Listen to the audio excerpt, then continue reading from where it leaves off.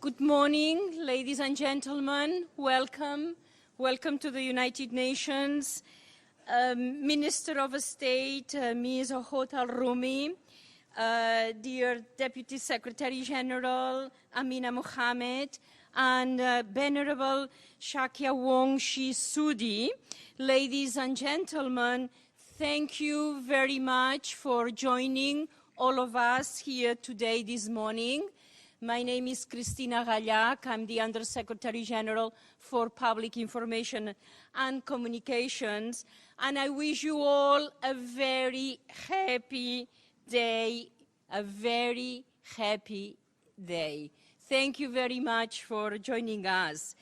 Today, we are celebrating the International Day of Happiness, and we have noticed since the first observance in 2013 that there has been a true groundswell of interest about the day from people across the world. People are eager to acknowledge that the amount of money or wealth one may possess is not in itself an adequate predictor of happiness.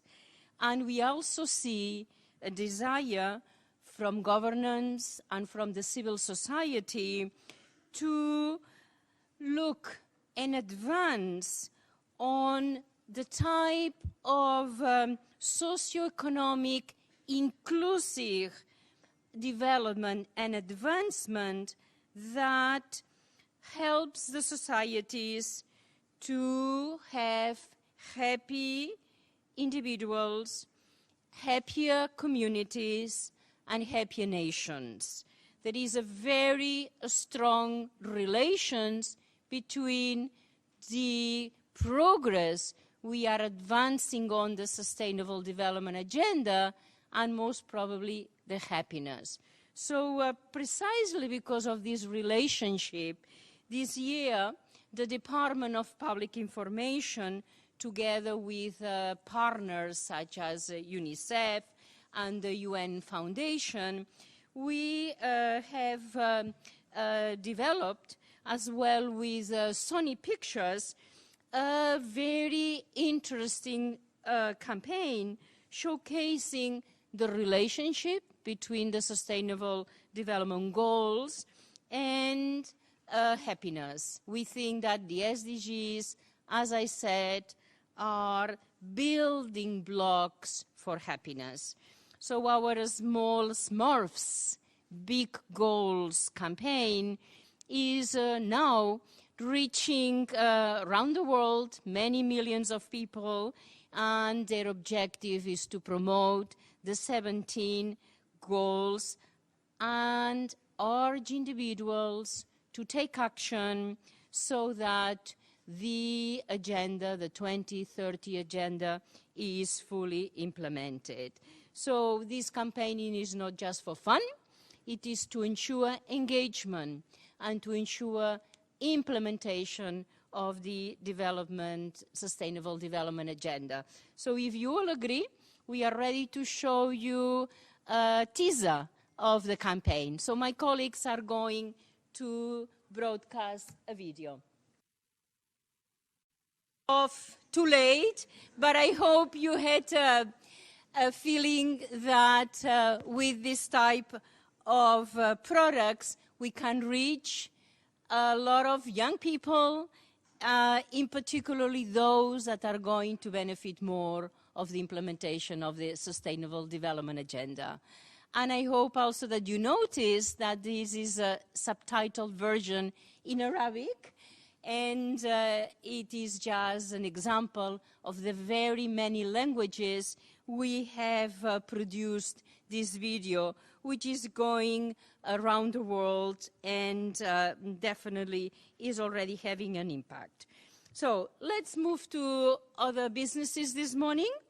We are very pleased to have a very esteemed lineup of speakers who will dwell on the question, what can be done to have happier societies, and how can governments,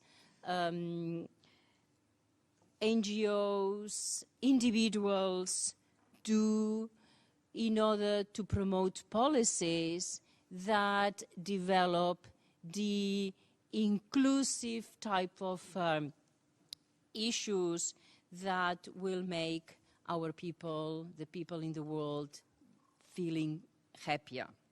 So to start, I'm going to give the floor to the Deputy Secretary General, Ms. Amina Mohammed. Dear Amina.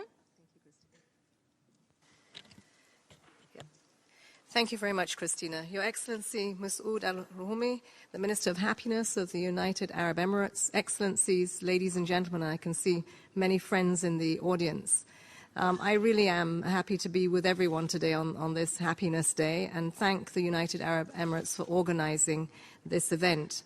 Happiness is joy and the pleasure of being alive, but it's not a trivial topic.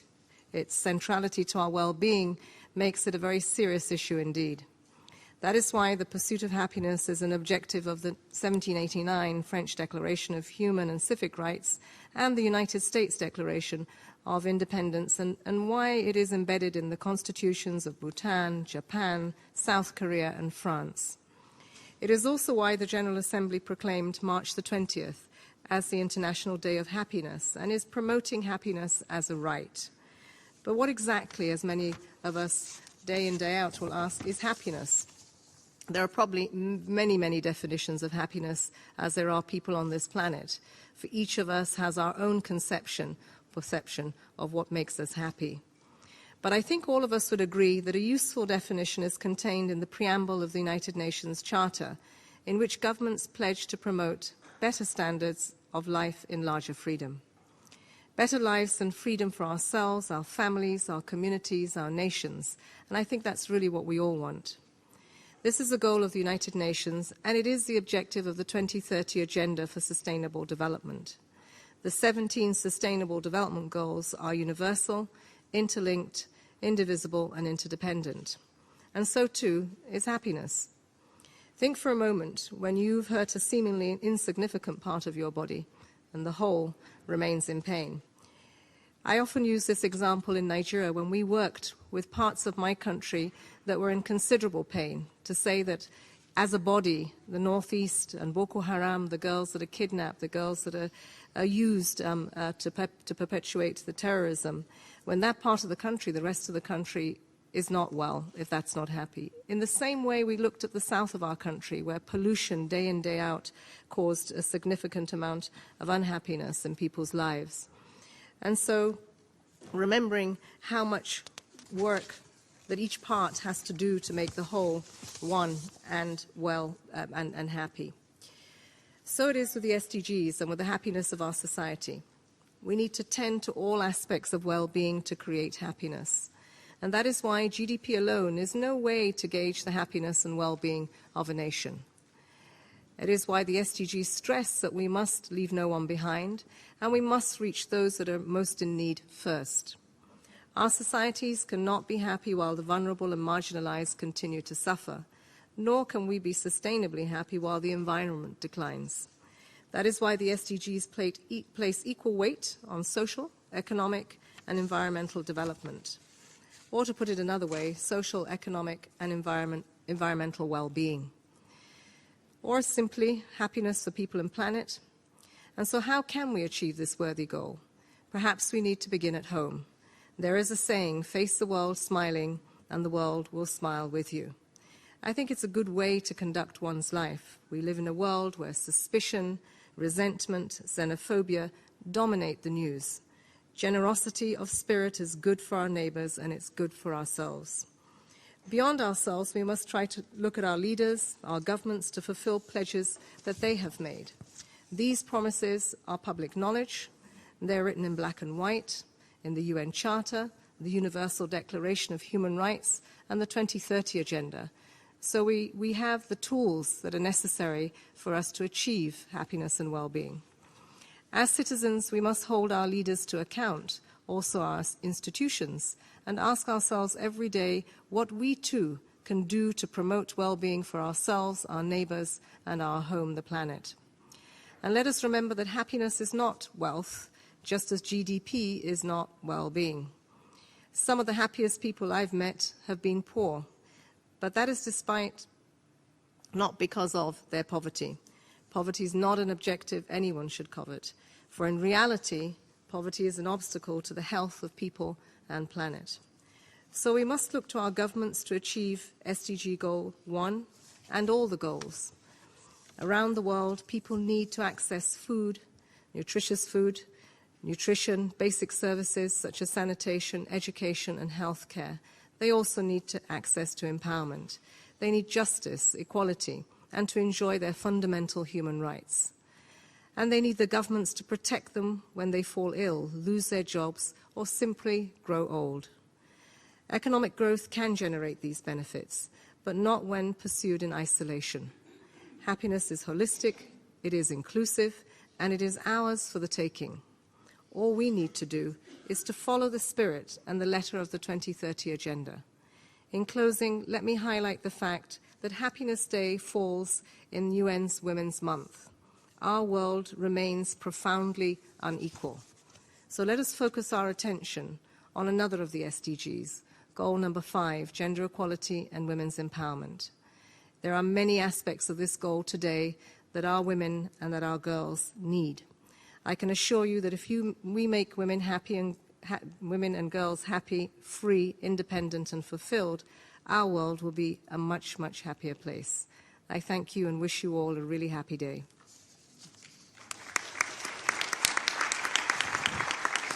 Thank you very much, Deputy Secretary General, for your comments, and in particular for referring to girls and how if they can be happier, definitely the world will be a happier place. Now it is my privilege to introduce Her Excellency Ms. Ahoot Al-Rumi, Minister of State for Happiness of the United Arab Emirates. Madam. Your Excellency, Deputy Secretary General, Excellencies, Ambassadors, ladies and gentlemen. It gives me great pleasure to be here with you today at the United Nations on this very special occasion. And I would like also to congratulate you on the International Day of Happiness. On my behalf and in the name of the United Arab Emirates government and our co-host countries, Australia, Bhutan, Denmark, Ecuador, Rwanda, Slovenia, and Thailand, and our partners from the United Nations Department for Public Information, UNDPI, and the UN Sustainable Development Solutions Network, SDSN, I would like to welcome you all to this panel. We are all here today to recognize and celebrate happiness as a fundamental human goal. There are more than 7 billion people in the world, all of whom are in pursuit of happiness. At the same time, the world is burdened by conflict with unmeasurable humanitarian consequences and high financial costs, estimated at $14 trillion in 2015 alone. Global unemployment is expected to rise above 200 million in 2017, and the struggle against extreme poverty, displaced children and families, and climate change persists, along with the lack of basic health, water, and education services to millions everywhere. This is especially true in our region, where conflict, instability, and intolerance are on the rise, taking their toll on human welfare and growth. Some may ask, amid all this conflict and agony, how can you speak of happiness?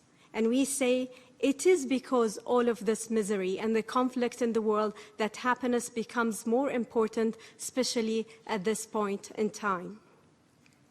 Ladies and gentlemen, the UN Sustainable Development Goals and Agenda 2030 have set a hopeful and ambitious plan for the world by 2030. Governments play an important role in all of this. While governments do not secure personal happiness, people expect governments to provide the conditions under which they can pursue their dreams. They want quality education and healthcare. They want to feel safe and secure, and they want decent jobs and housing. As governments, we are responsible for creating such an enabling environment that empowers our people to choose to be happy. And this is why we are gathered here today to discuss the role of government in happiness. After all, what better cause to bring us all together than happiness? And let me close by reiterating 3 key messages that I feel are important to all of us gathered here today. First, happiness is a personal choice, and it's not the role of the government to force or impose happiness on individuals. Second, when we look at happiness from a holistic perspective, it becomes the core business of government, and the main measure of our success as governments is whether our people are able to flourish, to enjoy a productive and rewarding life. And finally, no government can do this alone. It is time to create a global movement and to collaborate, all of us together, to move this important agenda forward. And what could be a better place than the United Nations on the International Day of Happiness to ignite this debate? Personally, I'm fully committed to this agenda, and so is the government of the United Arab Emirates. I look forward to great discussion with the esteemed panelists and our audience, and thank you. Thank you very much, Madam Minister. Thank you very much, Minister Ahoud. And now let me please warmly welcome the Venerable Dr. Phra Shakyavongsvisuddhi.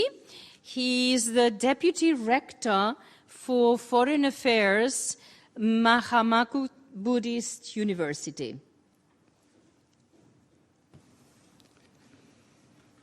Your Excellencies, distinguished guests, and ladies and gentlemen. Sawadee krap tuk tan. This is an everyday greeting in Thai language, which simply means, may you all be happy. Perhaps this is why Thailand came to be the least miserable country in the world once again, according to the Bloomberg's Misery Index 2017. How about you this morning? Are you all happy to attend this happiness convention? If you are not so sure about it, please turn yourself towards your next person, right and left, and give him or her an innocent smile. And greet him and her with the word Sawadee, or may you be happy.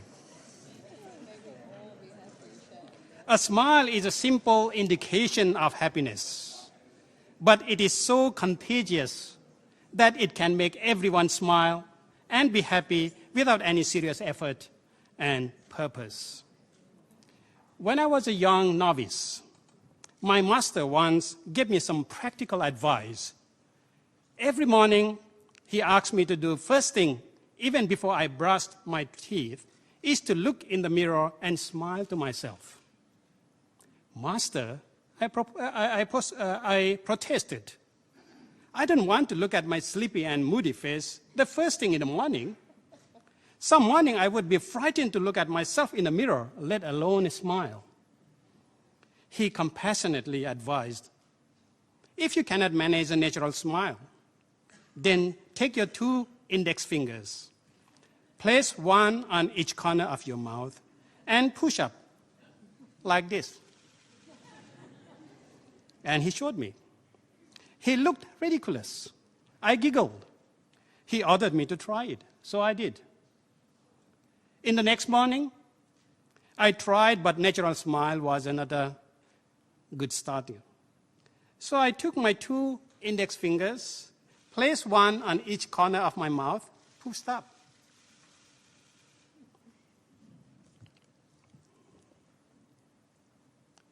Then I saw this stupid young novice making a silly face in the mirror. And I couldn't help grinning. Once there was a natural smile, I saw the novice in the mirror smiling at me. So I smiled back even more. The man in mirror smiled back even more. In a few seconds, we ended up laughing together in happiness. We can try these 2-finger tricks any time of the day. It is especially useful when we feel sick, fed up, or downright depressed, which is a normal phenomena of our daily life, isn't it? Laughter has been proven to release endorphins into our bloodstreams, which strengthen our immune system and make us feel happy. Well, it is personally quite nostalgic for me to be back here again after 5 years of initiative work we did on the Happiness Summit in 2012. I was invited to be a panelist at the high-level meeting on the economics paradigm, happiness and well-being by the Honorable Prime Minister of Bhutan of that time. It was the first UN high-level meeting on happiness ever held. We all knew that it was the first time in our history that UN got interested on things like happiness, although it has been the ultimate goal of everyone in this planet. I guess better late than never. I'm so happy that one of the suggestions we made from that summit is finally materialized in a global scale, that is, like today, the International Day of Happiness, with the leading initiations of this esteemed UN organization. Happiness could mean 100 things to 100 peoples, but it is something everyone is yearning for. Someone say, happiness is something personal and private, thus confirmed by Honorable Rumi. But many times we can see that when we pursue for happiness, the happiness itself fools us. Imagine, how have we grown ourselves?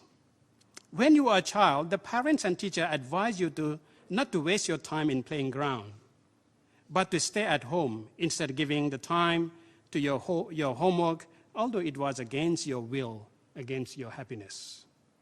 They explain that, how important the schooling is, and how if you did well, then you would be happy.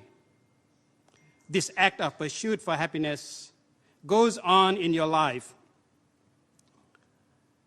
non-stop by saying if you did well in college, university, job, marriage, and so on, then you would be happy.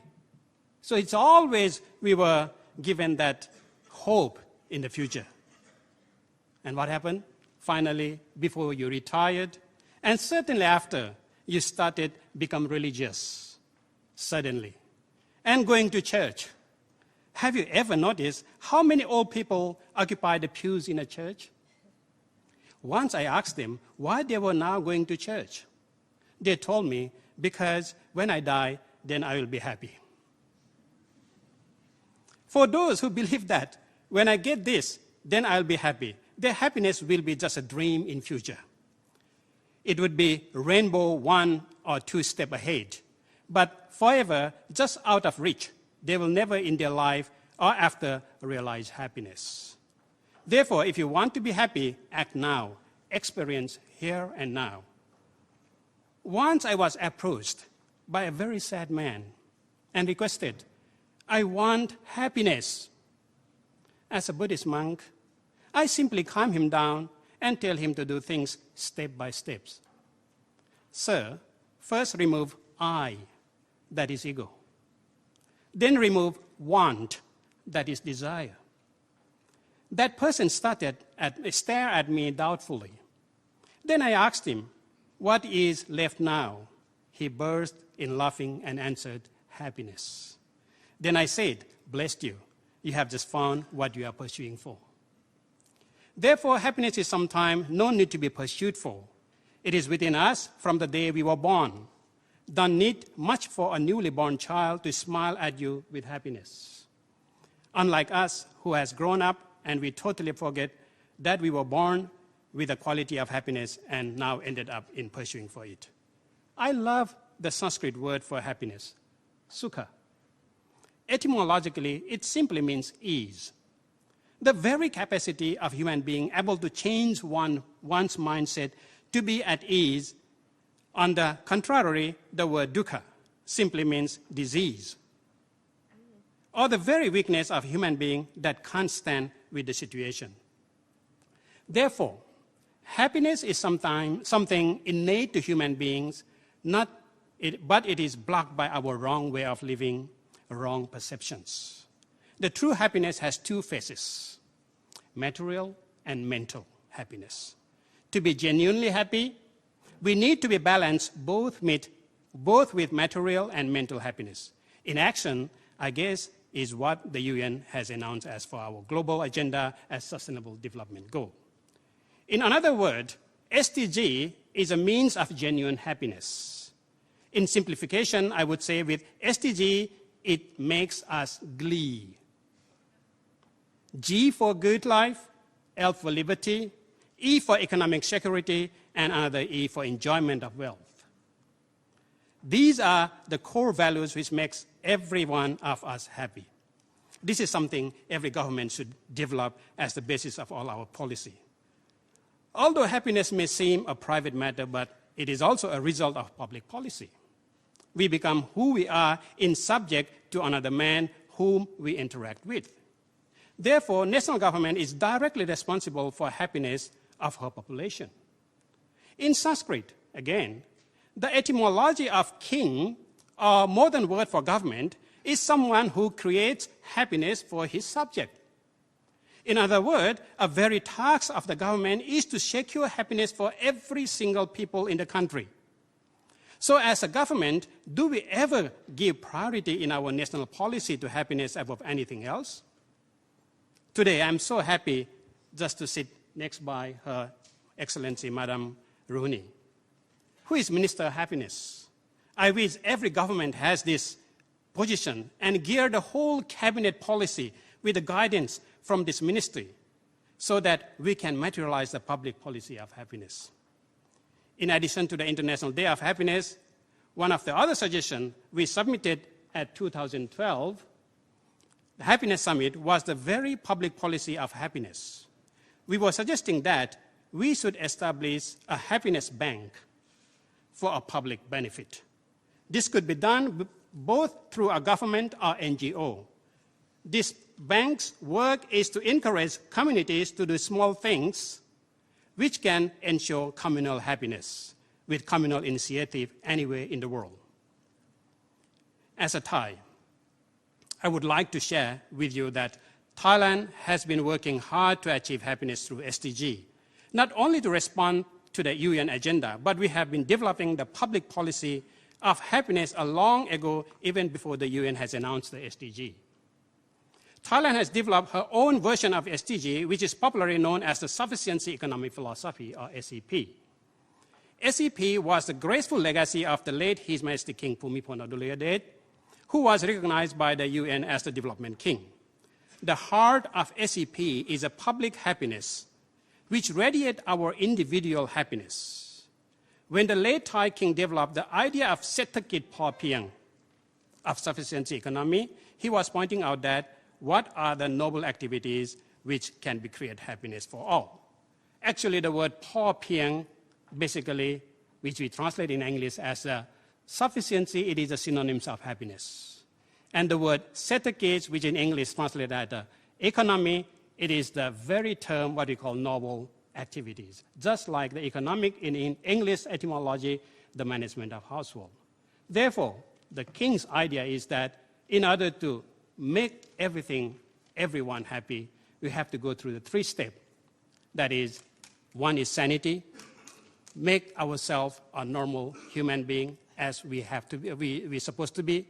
Another is spirituality, basically means that the mindfulness that will be able to really develop your resiliency within your life, and the idea of sustainability. That is the whole idea of balancing things from material to mental happiness. So this is how I think that we have to develop our public policy as an example which has shown by the late Majesty King of Thailand to Thailand and many other countries. And this is how we can easily achieve the happiness for all. Thank you very much. Thank you. Thank you very much, Dr. Sakya-Vongsi-Sudi. Definitely we will remember these 3 concepts: sanity, spirituality, and sustainability. This was a great introduction to the panel discussion that is going to follow up. I'm going to hand over now to the ambassador of the Arab Emirates. So please join us here. And she will be introducing all the panelists in order to have a fruitful and happy discussion. Thank you very much.